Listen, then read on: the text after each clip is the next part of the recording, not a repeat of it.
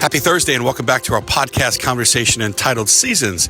This is Father Mark and I want to greet you this morning from Bayou du Large, where I am with Bishop Fobb and Father Simon Peter and Father Alex and John Toops for the next couple of days as we together pray about how the Lord is guiding us. And as I find myself here with the executive leadership for the diocese, I just ask for your prayers this morning as we ask the Lord to show us more about His desire for the church in South Louisiana.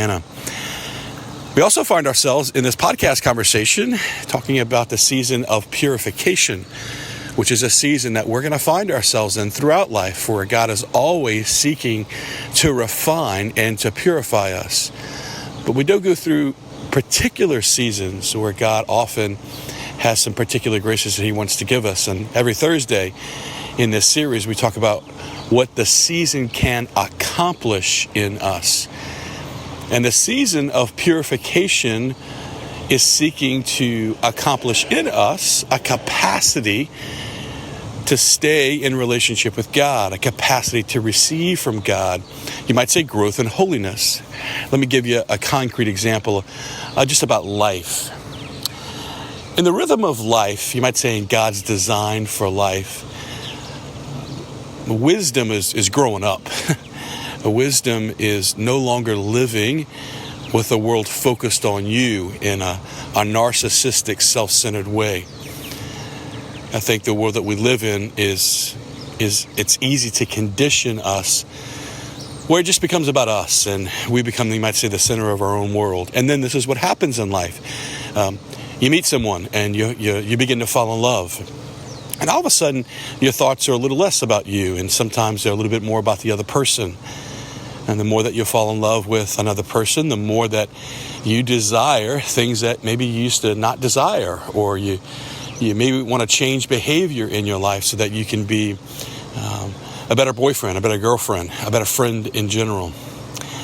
As a relationship advances and eventually in God's design it leads to marriage, that relationship is now sacramentally bound. It's sacramentally taken to a whole new level. And marriage does not last if two bachelors or a bachelorette, you might say, and a bachelor get married to each other, right? Two people, a man and a woman, have to no longer live for themselves. If they do, if it's two single people living under the same roof, then I would not only not call that a marriage, but I would say that marriage is probably not going to last a long time. And in God's design, if a person is still living self-centeredly, then here come kids, right? Nothing takes the me out of me more than children. Kids demand your attention. They demand your time. All of a sudden, perhaps, for example, a man who has always thought about himself and always wanted to do what he wanted to do finds himself going to Little League baseball games on the weekend rather than to the camp. Or he goes to the camp with his children rather than with his buddies and having the same conversations he used to have.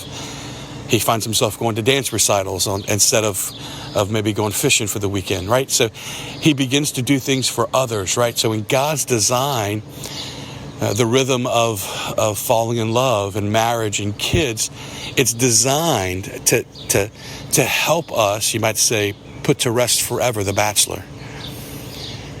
When life is no longer about us and it's about others, we have more of a capacity to experience joy and to be in relationship.